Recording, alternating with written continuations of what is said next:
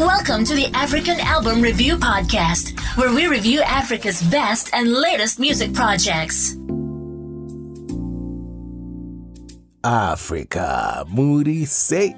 My name is DJ Wemoto, and I welcome you to the African Album Review Podcast.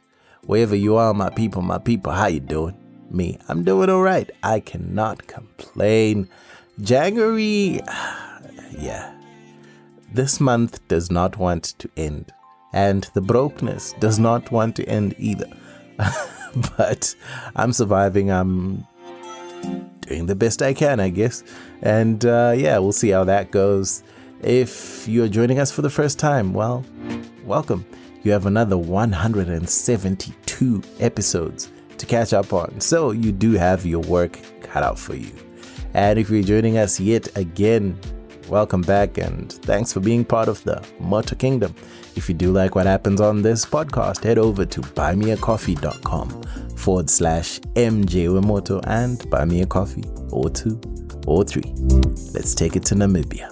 The latest African album review is loading. Namibia is a talent pool in itself, but its already established acts can fly under the radar a little bit. It is a small country after all, so sometimes it's very hard to get those amazing names popping out in different places.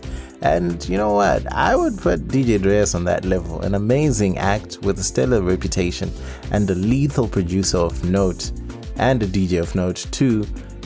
He finally gave us a follow-up album to the Tangerine EP, and here's a warm welcome to DAYSBEFOREULTRA, like 3 years after Tangerine, bruh. But anyway, we finally got it. I'm excited. Let's do this thing.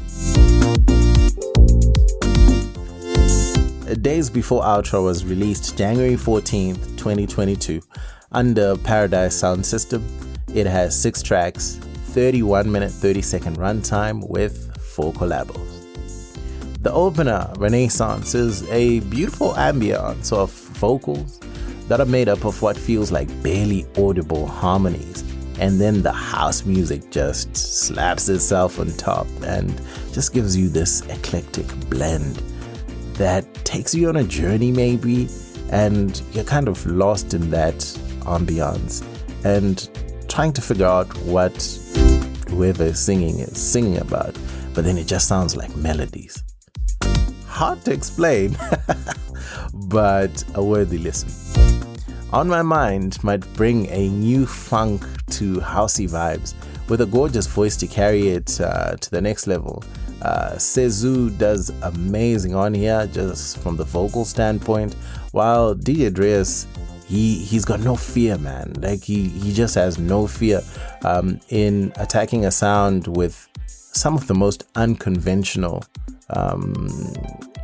soundscapes that kind of accompany these vocals by Sezu. And I loved the song big time as a result, because it was great, but it just wasn't something that you'd hear all the time, and it's unique.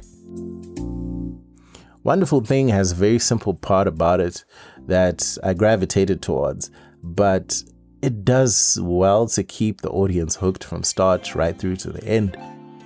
And that is a looping synth type sound that's more on the heavy side, but it plays on your mind again and again. So when you think about the song, all you're thinking about is the looping sound. Not sure if it was done on purpose, but it's some audio hypnosis of some sort, because it just plays on your mind so much again and again, again and again.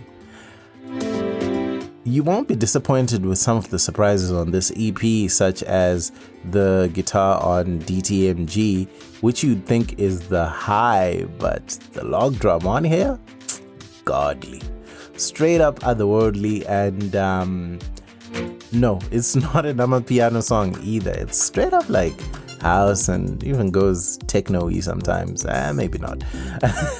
But still, like the inclusion of the log drum and making it work without even getting close to Amapiano, I loved that. I really did. There's some amazing touches on this EP.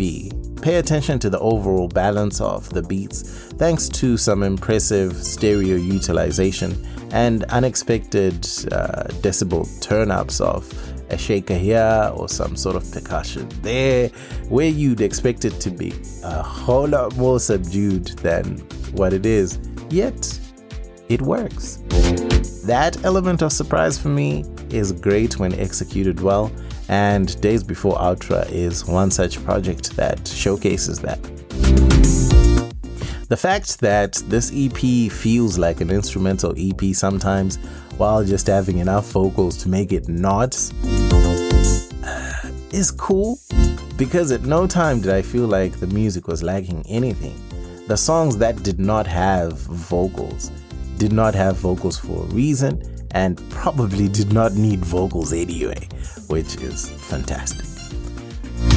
What I like about Days Before Ultra is the edgy approach to house music with a tribal Afro feel accompanied by deep house as that sort of spine to the whole project.